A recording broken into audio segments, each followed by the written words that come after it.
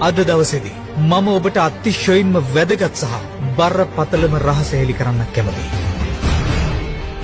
හොඳින් අවධානයෙන් අහන්න.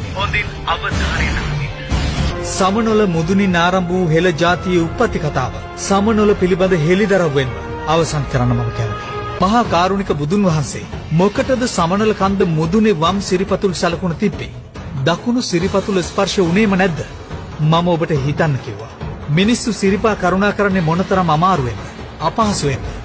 මහා කාරුණික බුදුන් වහන්සේ ඇයි එහෙම දෙයක් කළේ කියලා ඔබටත් සාධාරණ ප්‍රශ්නයක් තියෙන්නේ. මම කියන්නම්. සමනොල කන්ද කියන්නේ ගිනි කන්දක්. සක්‍රීයව පැවති ගිනි කන්දක්. මහවැලි කැලණි කළු වලවේ යන ගංගා සමනොල කන්ද මුදුනේ සිට පැන නැංගා කියලා කවියක් ඔබ අහලා ඇති. ඔය ගංගා වලින් ජලය ගලන්න පටන් ගත්තේ පසු කාලීන. සමනොල කන්ද මුදුනේ සිට පැන නැග්ගේ ලාවා, ගිනි පුලිඟු.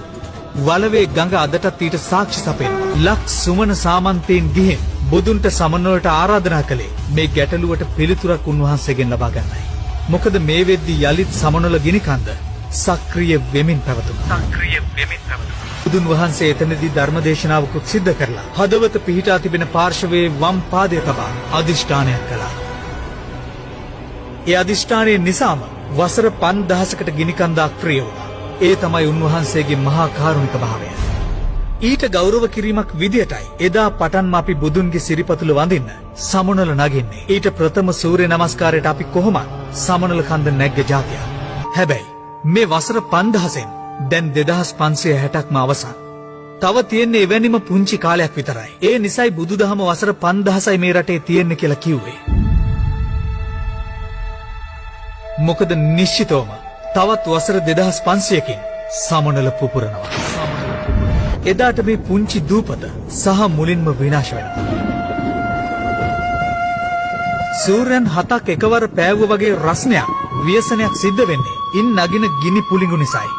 සප්ත සූර්යෝද්ගමන සූත්‍රයේ ගැඹුරින් යලි කියවන්න. මම මේ කතාව ඔබට පැහැදිලි කරලා ඔබව ආධ්‍යාත්මික කරන්න උත්සාහ කරන්නේ වෙන දෙයක් නිසා නෙවෙයි. ඔබ මේ නොදැන සිටියොත් තවත් වසර 2500ක් ගත වෙද්දී ඔබ මේ පෘථුවියට මිනිසියෙකු හෝ වෙනත් ආත්මයක් ලබා පැමිණෙනවා. එදාට ඔබේ ඇස් ඉදිරිපිටම ඔබ ආශා කළ, ආදරය කළ සියල්ල වේදනාවෙන් විනාශ වෙනවා දකින්න සිද්ධ වෙනවා.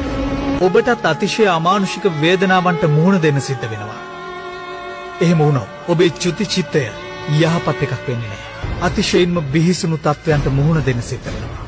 මේක මේ රටට විතරක් බලපාන දෙයක් නෙවෙයි. සමනොල සක්‍රීය වීමත් එක්ක සමස්ත පෘථුවියම එහි අවසානයේ සටහන් කරගන්නවා. මේක කල්ප විනාශය නෙවෙයි, ලෝක විනාශය. මේ සිදුවීම් මාලාවෙන් පසුව පායන හිරු රැසින් ලෝකයේ යලි ඇරඹීම සිද්ධ වෙනවා. ඉන් පසුවයි මෛත්‍රීය බුදුන්ට වෙන්න වූ යුගයේ ගොඩනැගෙන පෞකාරයින්ටත් පින් නැත්තන්ටත් අදාළ නිවැරදි ස්ථාන හිමිවීම සිද්ධ වෙනවා. මට අවශ්‍ය ඔබව දැනුවත් කරලා තවත් වසර 2500කින් පසුව සමනොල පුපුරා යන යුගයේදී මේ පෘථුවියට නොපැමිණ වෙනත් සුදුසු ස්ථානයකට ඔබව ගෙන යාමයි. අපේ චක්‍රාවාටයට අදාළව ලෝක 31ක් පවතිනවා. අපාය 4 හැරුණුකොට අනෙක් ඕනම ස්ථානයක් තෝරා ගැනීමට ඔබට අවස්ථාව තියෙනවා.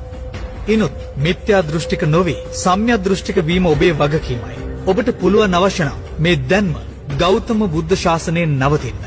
නැතිනම් මේ සසර බිය දැන නිවැරදිව හැසිරෙන්න. තීරණය ඔබ අතේ.